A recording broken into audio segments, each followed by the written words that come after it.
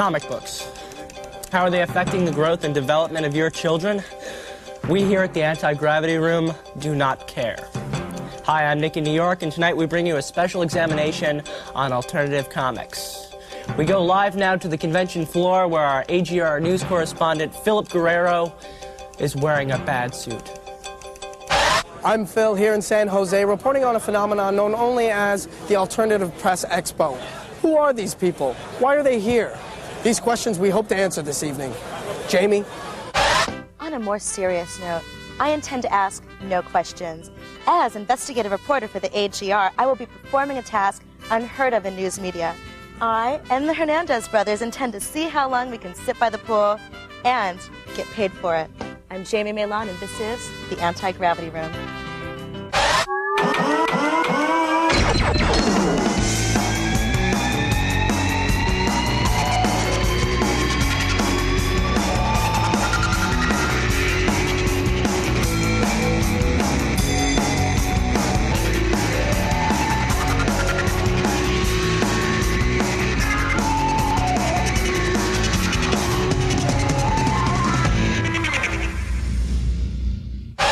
Good evening.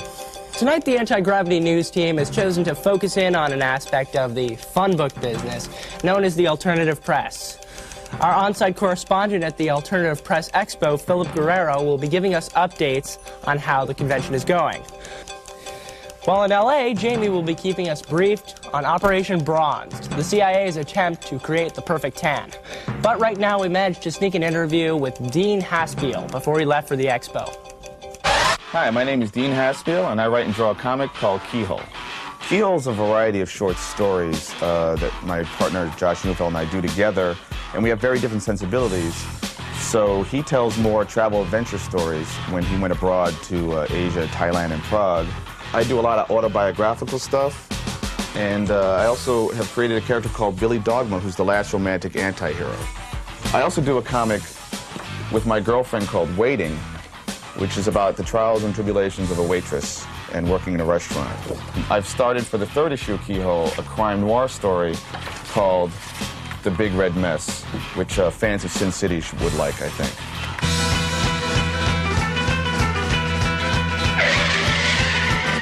I'm taking my art and my comics to Ape. What's great about Ape, I'm going to go there and I'm going to party with people, is that it's geared toward independent comics, which is like networking / schmoozing. When I've gone to shows like the Chicago Comic-Con, you're always competing with the major mainstream publishers like Marvel, DC. Maybe someone will hire me to do some more work. See you later, Fred. And, you know, have people love me and become famous. And also, it's warmer there. And let me get one more hit. Thank you, honey. And hawk my wares. Wish me luck. How are things on the convention floor, Phil? This is Philip Guerrero in San Jose at the Alternative Press Expo. Well, things are going better than expected here, Nick. These kids sure love the silly little comics. I'm here with Dan Votto. Dan, how are you doing? I'm doing just great. How you doing? Fellas, I take it this whole idea, this expo, was your baby, was it not? Right. I started it 4 years ago. I guess it was successful in the fact that somebody showed up. So every year when this goes on, I mean, do you feel it in here? You know what I mean? Does it get a little, you know, like that scene in Independence Day where you cry? Well, maybe not quite that hokey, but, you know, I feel very proud that I did this. I did it first. We did it on our own. The turnout, it's been really good. We wanted to keep the admission at the door low to encourage people to come in and browse. So I'm very proud of what's here and what's going on, and I'm very pleased with it, you know, and I feel excited about it every year. Thank you very much, Dan. Thank you. Dan Votto, excited and pleased.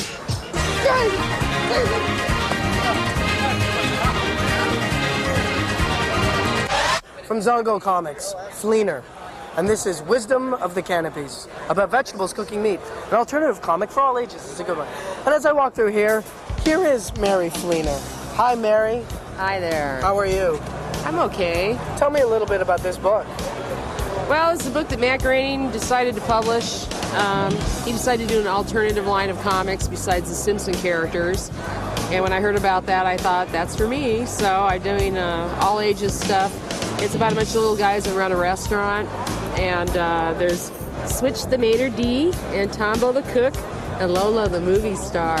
Now, what about the future for Mary Fleener? What are you The future for Mary Fleener. I'm going to have a one-person show at the La Luz de Jesus Gallery next year. It'll be all my paintings, and my paintings are usually large comic book paintings. I illustrate music lyrics like or songs like Tequila, La Cucaracha, and that'll be going to be doing that, and then hopefully my collection of books, The Life of the Party, my autobiographical stories, we're going to get a book deal in Japan or Germany, so I'm working on that right now. I'm here with Ty and Ian Smith from Zamboni Press. How are you fellas doing? Doing good? I'm doing excellent. This is one of the few venues we have to actually have people come look at our books, because they're not part of the mainstream, and this is someplace where people know that. Zamboni Press is working on The Odd Adventure Zine. It's an ongoing character that we've had called Mo, Investigator of the Odd. He investigates odd cases that the police find too bizarre for their own files. The first issue deals with through town using his ray gun to stuff people. It's filled with unemployed clowns, sloths, and mayhem. Come to the expo, experience Zamboni Press. If someone comes and makes Ty cry, I will give them $1. All right, there you go. Make Ty cry, get $1. Look who we run into, some very famous celebrity notables. Introduce yourselves for our audience out there. We have Paul Pope. from Horse Press. And my name is Scott Mel. From Horse Press. Okay, Paul, take me through here. What do Sweat we in the have? Comics. Yeah. This is the new stuff. The Giant THB. This is my second big oversized comic, and it has sort of a circus theme, which is nice. Okay, Scotty, what do we have here? This is P-City Parade in stereo. This is pretty much a thing on based on Lolly's sisters, the ones who are getting into more trouble than HR and Lolly themselves. Lots of explosions, all kinds of fun. So I get here and I have to ask you, what's the deal with Sexy Boy? I told you, man, there are two takes on a comic book rock star. A, you hate him. B, you love him. Scott and Paul from Horse Press, what's up with the ape? Maybe we can answer that question someday. Back to you. So, Jamie, how are things in L.A.? Well, the Defense Department is keeping us pretty busy, Nick. It's a demanding schedule, but it's all in the name of science.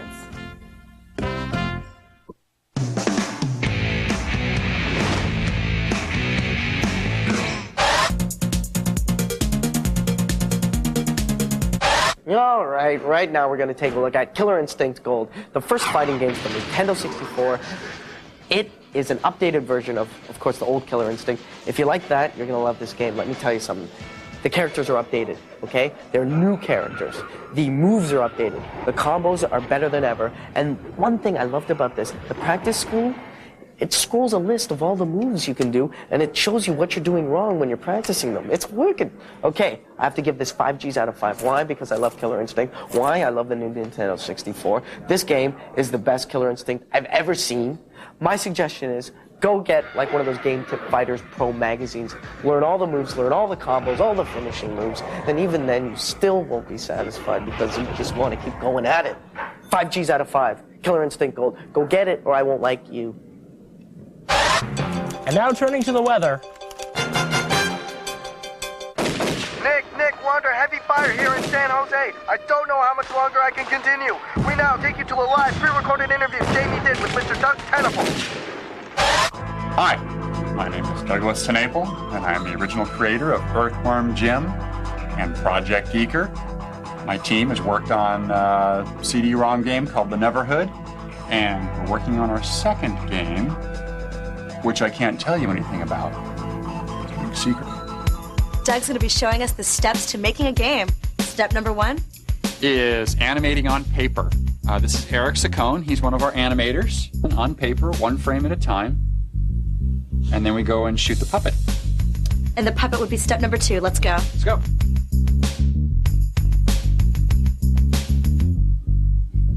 Step number 2. This is Mike Dietz. He's one of our puppet animators, and he's shooting Big Robot Bill. and he moves it a little bit, each frame, and then captures it on video. Doesn't look like much with 2 frames, but you do that 15 to 30 times a second, and the guy starts walking around. And next? This is Mark Lorenzen. He's our chief backgrounder. Mark, why don't you tell him what you do? Well, first we make a detailed drawing of what we want the level to look like, and we sculpt it in this plasticine clay, and shoot it on this digital still camera that's wired straight into the computer. And through repeated attempts, we get the finished product to look like the drawing. And the last step is we give all the graphic information to the programmers, and they code our information into a video game. That's it? That's it. Let's go to the warehouse! So, Douglas, tell us about the Neverhood. The Neverhood is a software company of 8 of us, 5 artists and 3 programmers. And we make video games for DreamWorks Interactive.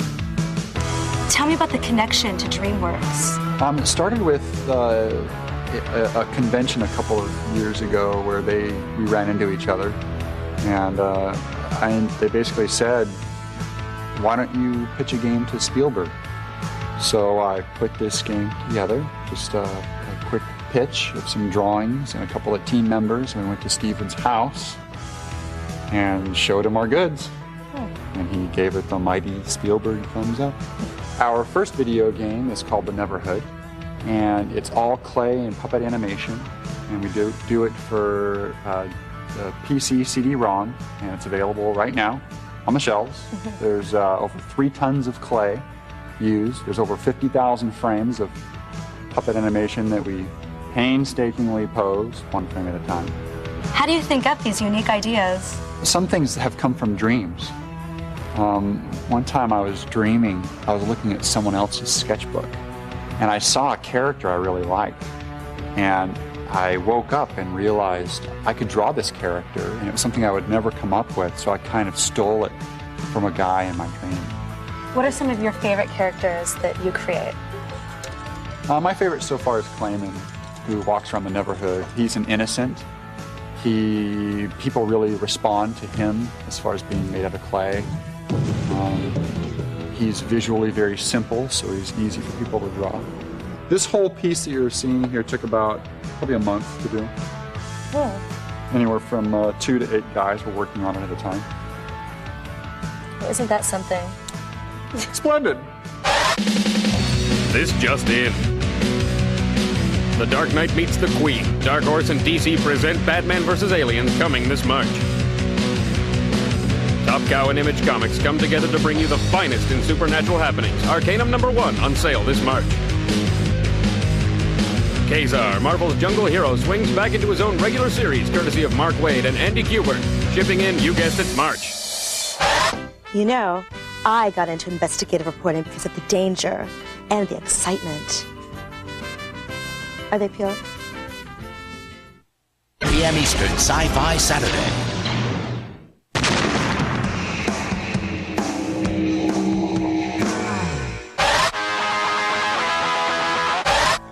Greetings, and welcome to a world of magic and mystery known only as Comicopia, my weekly nosh at the world of comics. Picture, if you will, a carrot. A flaming carrot. Flaming like a carrot in Flaming Carrot Comics #1, the annual. This comic gives you all of the classic carrot features, slapstick humor, action, and the mocking of everything about comics. It follows our hero, the Flaming Carrot, through his womanizing, investigating of the paranormal, and all kinds of wacky stuff. This issue includes a very special retrospective by the Carrot's creator, Bob Burden. It also includes Secrets of the Carrot, a bibliography, and extra cool previews of up-and-coming books from the geniuses behind this chilling tale. Flaming Carrot Comics is an intriguing trip to the other side of the weird. It is also very funny. I give it 3.9 out of 5 Gs on the anti-gravity scale. Next, an alternative comic from my very own, very scary town of New York City, Goofball's 1997 Almanac.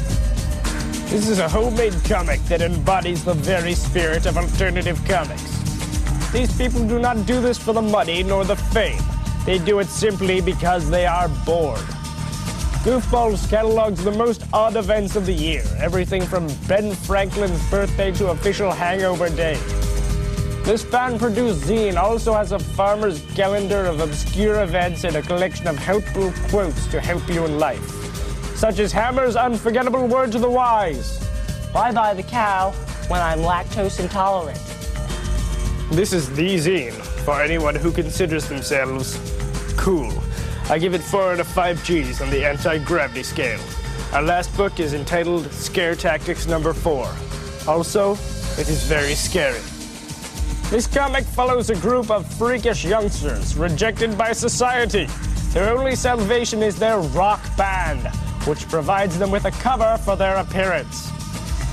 This issue tells the tale of Phil, the band's drummer, who until now had not spoken of his past.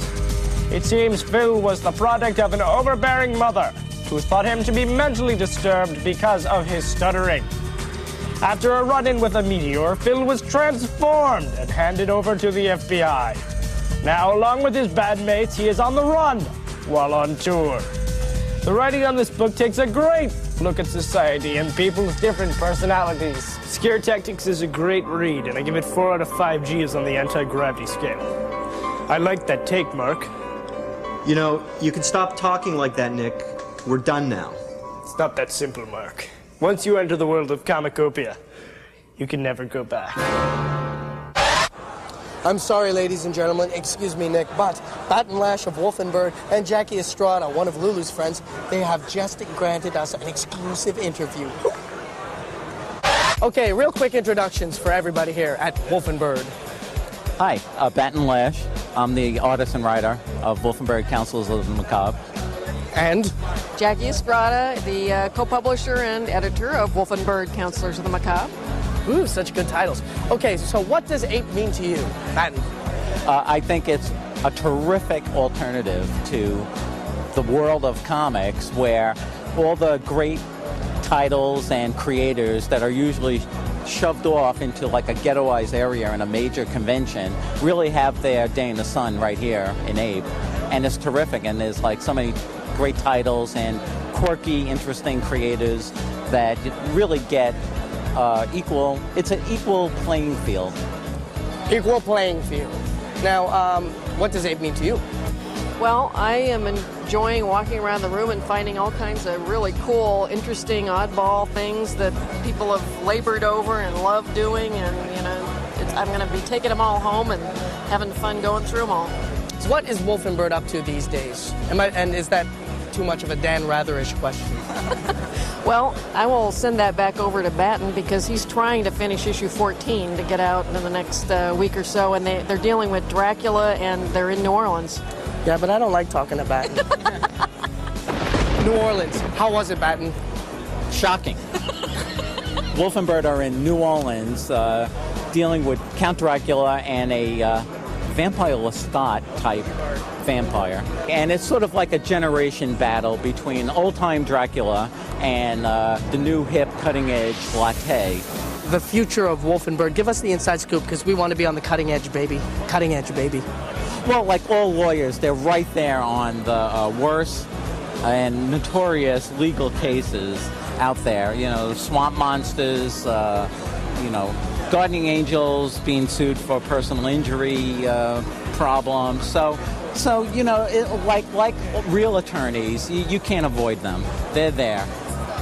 What about a movie deal? What about that? You know, Wolf and Bird has been optioned, and I'm in the middle of a development hell. 8 is enough. Adam Rich as a counselor of the macabre, no? Maybe not, no. Thank you very much, Batten. Thank you. Thank you very much. Thanks, Phil. Wolf and Bird, counselors of the macabre. Earlier, we were speaking to Dean Haspiel from Keyhole Comics, preparing to go to Ape, and we find him here at Ape. Dean, how are you? Hey, how you doing? So, in preparation and finally getting here, was it everything you thought it would be? Ape. And more. It's expanding. There's a comic book for everyone. even for people who don't read comics, they could find something interesting, and it just gets better. Thank you very much, David, for Thank talking you. to us. Deanie. I'll call him Deanie. Do people call you Deanie? No, they don't, but you can. Deanie. Thanks, Deanie. Well, ladies and gentlemen, you heard it here first. We go where the story is. Unless, of course, it's too expensive, and then we go somewhere else.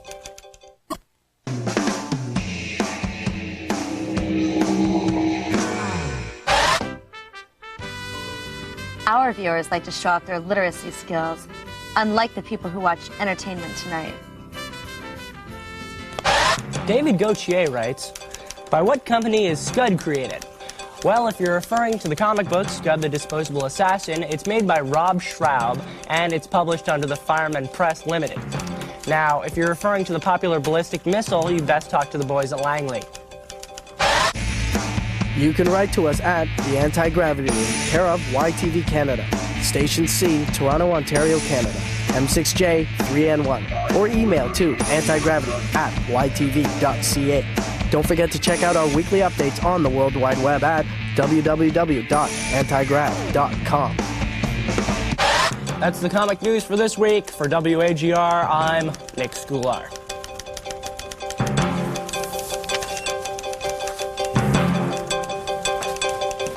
And I'm really bored. And I'm Phil Guerrero. Ooh, Dean Ashfield, could you answer some questions, please, No sir? more questions. No Please? pictures. Ow! No, come on. Ow!